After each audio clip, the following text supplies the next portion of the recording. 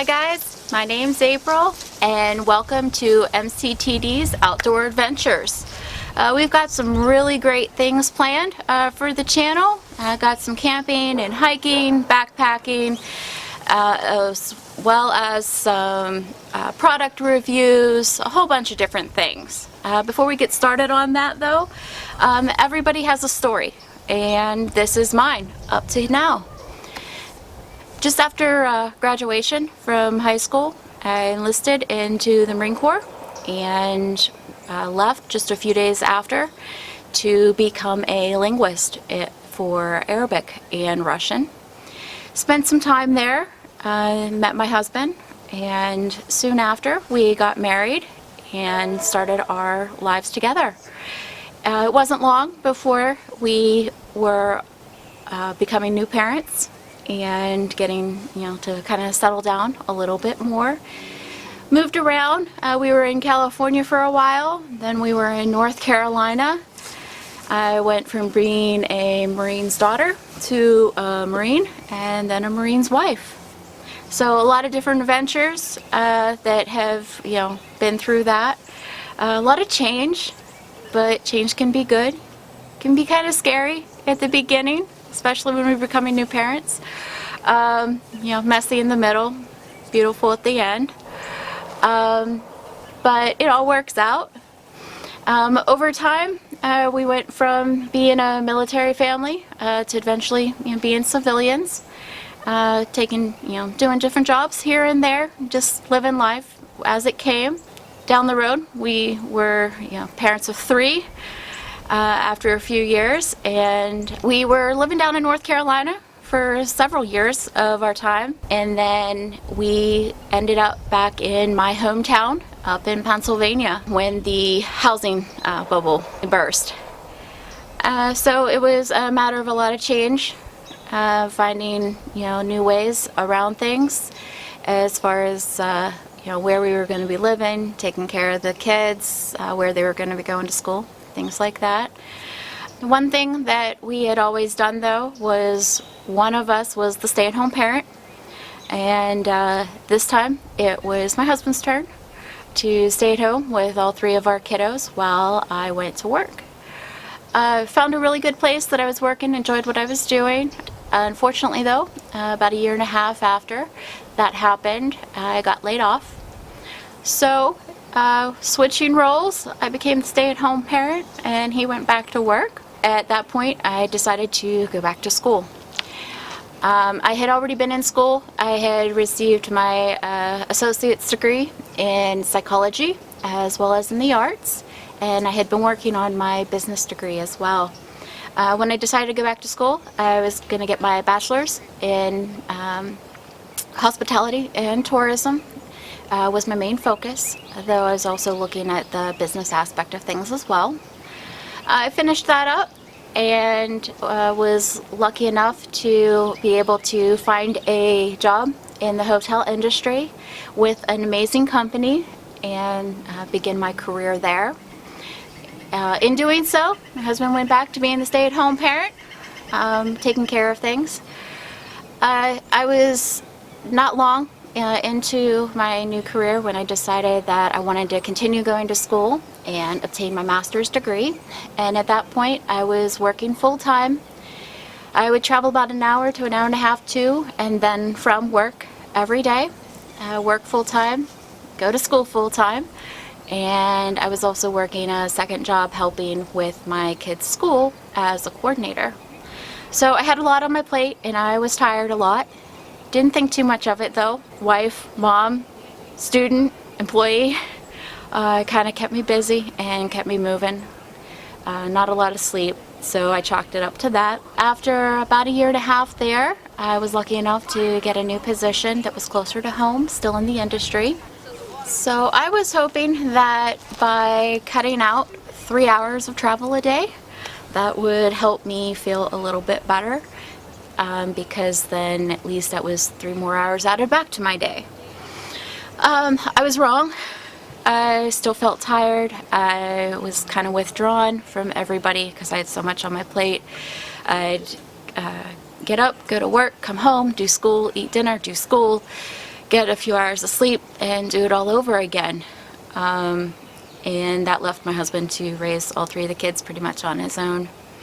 It kind of sucked, but at the same time I felt like I was doing what I needed to for myself, as far as and taking care of the kids and financials and stuff. Down the road I was able to get promoted, and I was relocated to another property, which was even closer to home, so even shorter drive, more time. I was hoping that would help. I was a housekeeping manager at the time, so I was helping the girls with the rooms, things like that. I was always coming home really tired. I was always sore, and so my attitude wasn't always the best when it came to handling things at home, dealing with school. I was still going to school full time, but I really wanted to create, or finish what I had started with my master's degree, and create a career from that. And I felt like that was my way of doing it. Eventually it led to coming home not just sore, but hurting and in pain. I pretty much didn't want to do anything, go anywhere when I did have a few minutes to myself. I just wanted to sit and just kind of hide away from the world. After a while of that, I had been seeing different doctors because my hips were bothering me, and they do different manipulation therapy is what they called it. And at first it worked, helped. I could walk a little bit better for a time. So the doctors just kind of kept chalking it up, as I did, and I think all of us did, was just working too long and too hard, and just doing too much. But I wasn't willing to give up on my career or school because it's what I really wanted. So I kept pushing myself, and the time between when I would go for treatments kind of got shorter and shorter and shorter, to where I would go and then the very next day it really didn't do anything.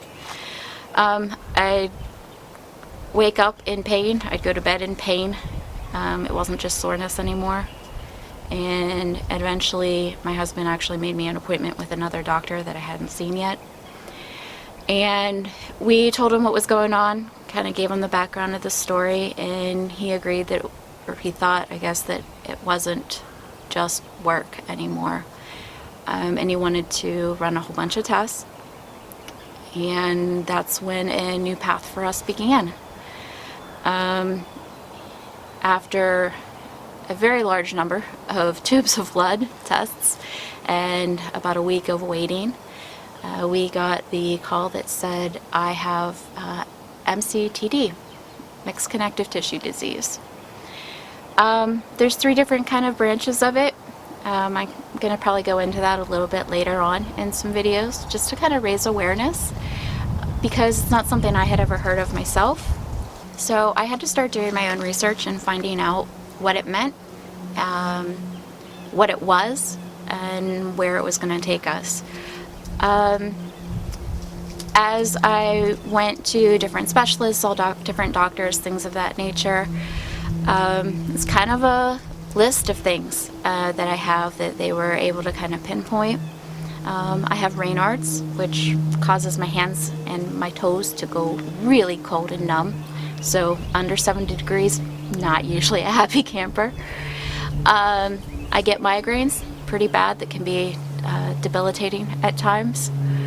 I have pain pretty much 24/7 in my joints and in my muscles. Some spots and days are worse than others. They say that, where a normal person might say it's a level 5, you're going, I'm good, I can get up and move for today. I also have anxiety, depression, and fibromyalgia, which is where a lot of the pain comes from. And they are going to be watching for changes in different testing over time for lupus as well. So it's a lot. It was a lot to kind of take in and to accept. But after, a few weeks of just really learning and understanding what it was kind of time to find a way to learn to live with it and not let it be part of, just let it be part of who I am and not run me and let me run it. I have a doctor now that wants to listen, understands. He's been able to find some medications and stuff that let me function on a regular basis. I have a new job now. I am now a graduate with an executive master's degree, so a lot less on my plate, which is nice. Get to spend more time at home. And now I've decided I need to start taking back my life from what this disease was taking from me when I didn't want to do anything. And my way of doing that is getting back outdoors. So we don't have all the answers. We don't have most of the answers. Very few people understand this disease, and those that come with it. It's often referred to as invisible diseases. Our autoimmune diseases affect us every single day. It's not something that turns off and turns back on. The best we can hope for is that, it doesn't flare up and get worse from time to time, and we enjoy the times when it doesn't. So you're going to see some different things that I'm learning along the way. I love the outdoors. I love camping and backpacking and hiking. I love being outside, and I stopped enjoying that. So we're going to be looking for ways to get back to that, while also incorporating different ways of enjoying it with the limitations that I now understand, and that we understand now more as a family. These aren't diseases that just affect the person. They affect your spouse, your family. They impact close friends.